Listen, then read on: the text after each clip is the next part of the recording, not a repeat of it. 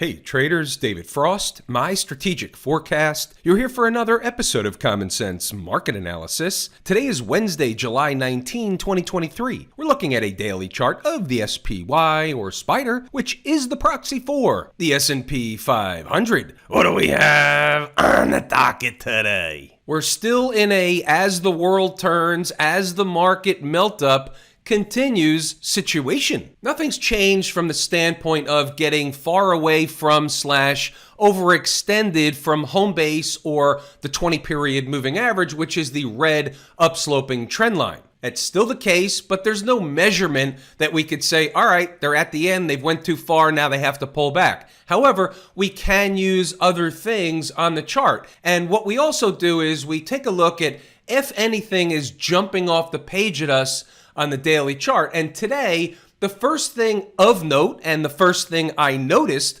was today's closing candle. Now, it's not that big, you could hardly see it, but it's one of our doji candles right out of the textbook situation. I'm not the inventor of this. I don't have the patent on this. However, we do know that many times these type of candles, the one where you get a close and opening around the same price, can be a sign and or signal of a trend change. Where have you heard that before? It's right out of the course, Lazy E-mini Trader. There's several more. This is one of them. Doesn't mean it has to happen, but when we see one of those, we take a look at a couple of things. A, to me, they're more meaningful at highs and lows on charts.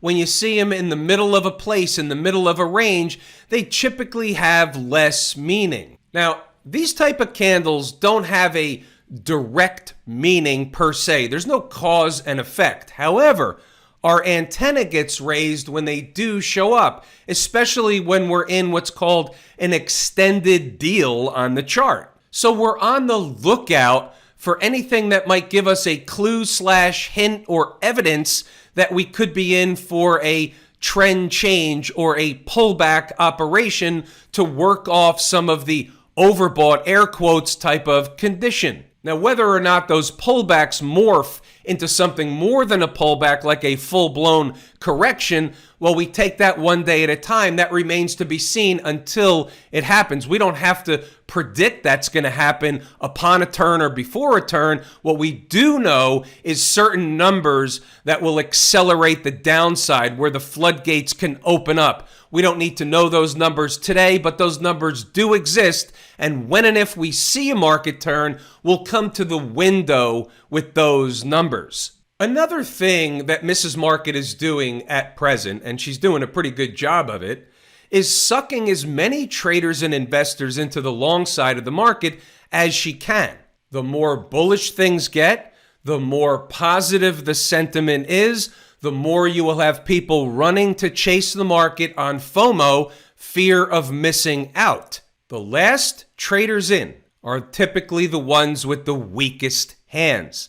They're going to be the first ones out running for the exits. They're typically the people / traders and investors that do the wrong thing at the wrong time almost 110% of the time. When you let your emotions dictate your actions, that's what happens. When things get so rough inside you, inside your emotions, that you can't take it anymore, you can't take missing the run, you have to buy something. I'm going to just spread some money out over tech, or I'm going to buy this, that, and the other thing because I'm tired of missing the run. That's chasing, that's guessing, and that's your emotions getting sucked in typically at the end of a move.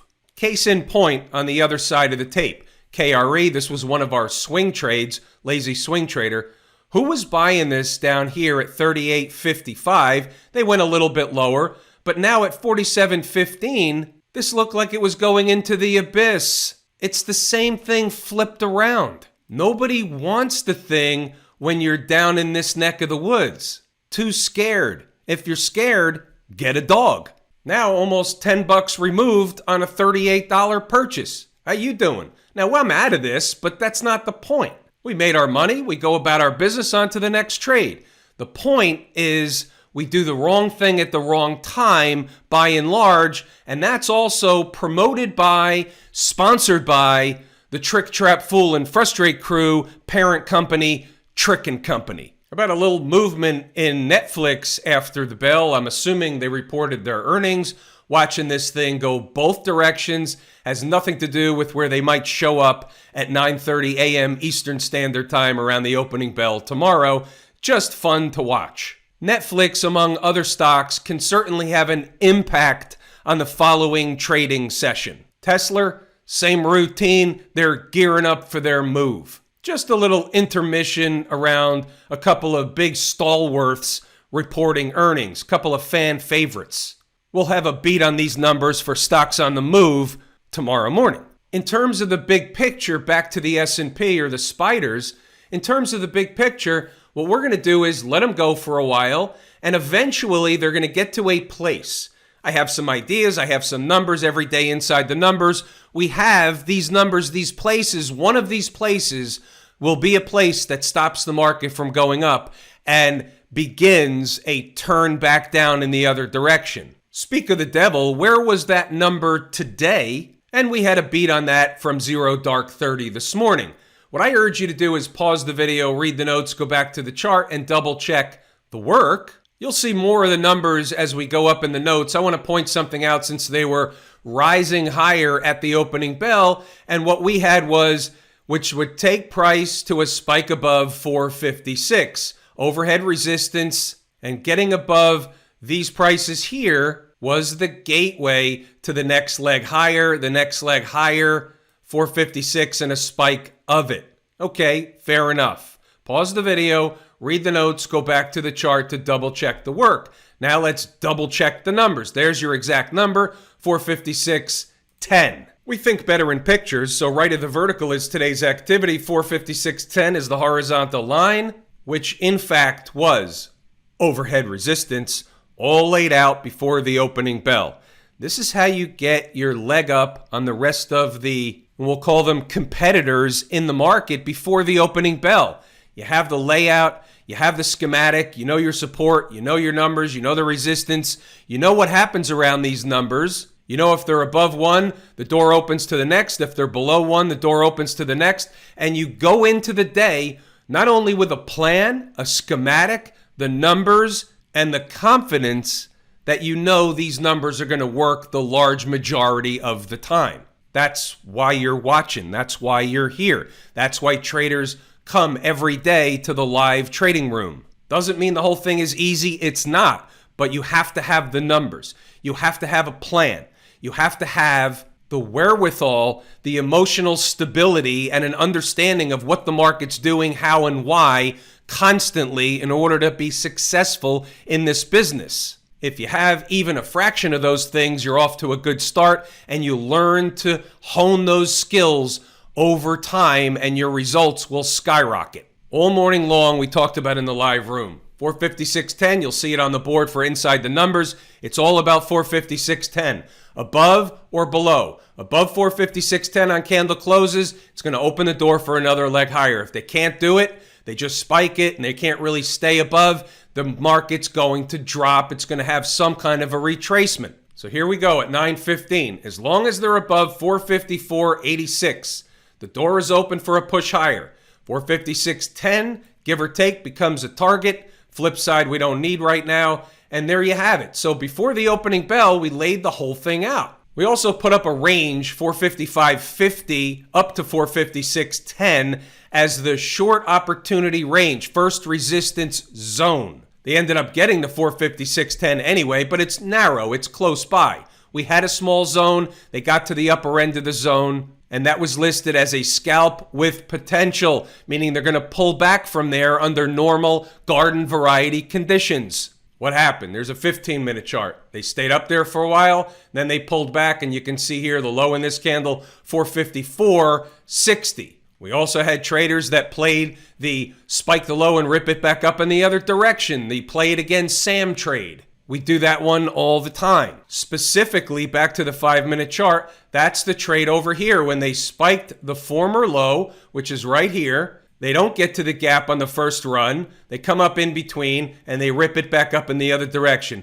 We had participation on the long side with that. We had participation on the short side at the 456.10. We had stocks on the move. We have what's called something for everybody. All this was before the opening bell. Pause the video, read the notes, go back to the chart to double check the work. Everything you need is in here to find success and build on success during the trading day, each and every day. This is invaluable information. Pause them, read them, go back to the chart to double check the work. It's all in here. In fact, you'll see this 454.35 come up a lot of times.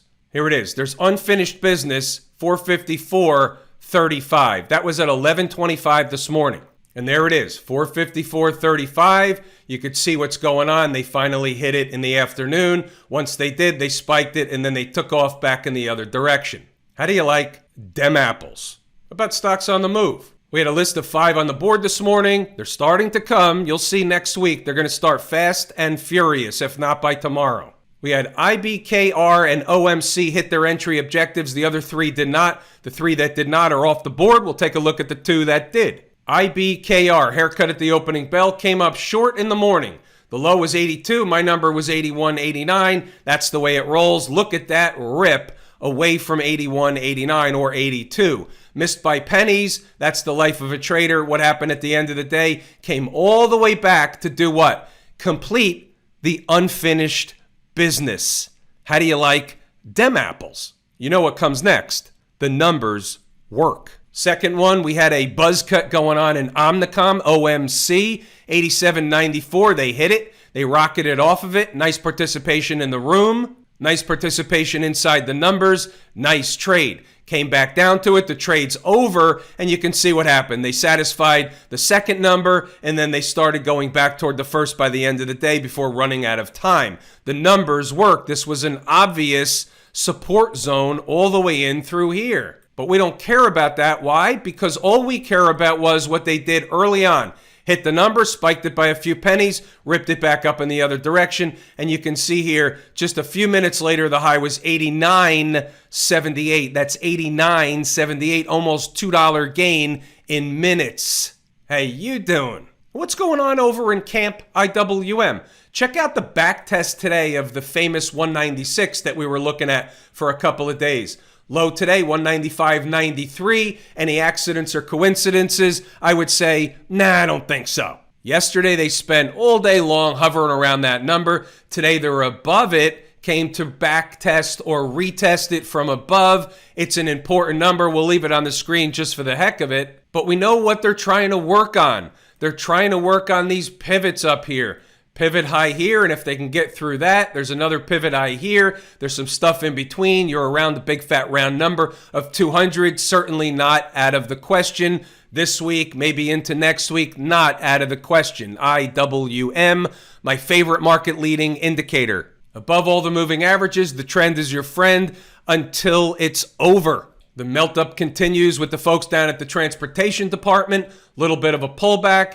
A reset or recocking of the gun, and here you go. Let's flip over to the weekly chart to get a better picture. And what are they doing? Well, you could see it. If you draw a straight line over from today's high, where are they? Well, they're starting to run a test in the area we talked about. This is a big spot. There's a lot of points in here. It's a big spot. We don't know exactly where they'll stop, but they are running a test of an important place. And how do we know that's important? Let me reiterate this one more time for the folks that haven't heard this before. When the market runs up to a place like this, and you got 3 weeks in a row flirting around with this area and is rejected, okay, that tells you, Mrs. Market is telling you that that price level up there, or at least this zone up there, is uber important. Therefore, what's she doing now? She's coming back to run a test of an important place. And if we just draw a line over from the pivot high, it's somewhere in this zone in between, around today's closing price, today's high, up to this pivot high. That's an important place. The market, Mrs. Market, already told us that by virtue of having been rejected up there before. Now she's coming back to run a test of a former breakdown area, isn't she? Yes, she is. Write that down, put it on a sticky note. All charts act and react the same way. I prove that point in the course Lazy E-mini Trader. I prove the point by taking the names off the chart and going through an exercise. You take the names and the time frame off the chart, and all it is a set of candles like this, but you see nothing. You don't know whether we're looking at a 5-minute chart, a weekly chart, an hourly chart. You have no idea. And that's part of how I prove that all charts act and react the same way. No names, no time frame, and then you start to realize the light bulb goes on. You say, yeah, none of that matters. They all do the same thing over and over and over again. The Q people still in a melt-up operation, down 77 cents today, 0.2%. We're not going to make a federal case out of that. That's a flat day for all intents and purposes. Now, I did some work this afternoon in the Qs. Now, I don't know if this happens, but let's just say it does. I'm going to give you a number. You're going to want to get out your pencil with a sticky note. I'm going to give you a number, and if they hit this number, I believe that it's overhead resistance. And I'm not going to use the phrase stone cold short just yet because it depends on how and when they get there. I'm giving you a number. You want to put this on a sticky note. And if you see the Qs up there anytime soon, you let me know. That's the exact number straight from the formula, straight out of the calculator, 397.85. It's not close by, but it's not that far away in the big scheme of things. If the melt-up's going to continue, well, ultimately they're going to get there. What happens when they get there and how they get there makes a difference. 397.85, put it on a sticky note. Not saying they will, it's an if they do. No change in the financial place. The XLF, they continue to grind. Remember, 34.82 is this number up here, the top of that breakdown candle. They're above it. Here's a gap right here, and that official price on the gap is, we looked at this last night, 34.96, so they're above 35. So do they want to climb the next big breakdown candle? Are they going to start doing that or find overhead resistance here? We don't know until we know, but these are the next places. The next thing of overhead resistance is right here around 35 and change. You flip over to the weekly chart, and what's right above? You got a 100-period moving average and a nice, big-time, juicy breakdown candle high. Again, sometimes they don't get all the way to the top, but once they start to approach the top portion, you start to have your antenna going up saying, hey, wait a minute, they're getting to the top. They're running a test in the neighborhood of the top portion of a big breakdown candle. Our antenna goes up. We're aware of things. We have to start looking for other things. Where are we in time? Are there any moving averages on any of the time frames in the charts that are meaningful? Are they running a test of something? Something other than the breakdown candle high? All these things come into play when you get to these important places. Chew on that for a while. Put that one in your pipe and smoke it. Smash Mouth still hovering around the highs, whether they're slightly below the former high like we talked about last night or above the former high we talked about last night, at this point doesn't really matter. What does matter is if they stay above or come back below the most recent breakout area. We'll use this area right here. So we say the market ran up to here, rejected. Couldn't get through, finally got through, stayed above so far. If they come back below, it kind of breaks that chain. But if they eat time off the clock above the most recent breakout area, that's the market building energy to take another leg higher. That's the way we're looking at the SMH, or Smash Mouth, as I like to call it, the proxy for the Philadelphia semiconductor space. Hey, by the way, have I told you how much I appreciate each and every one of you? Without you, these videos are not possible. That is true and accurate information. We're pulling the ripcord here today. I'm David Frost, my strategic forecast. Thanks again for tuning in to another episode of Common Sense Market Analysis.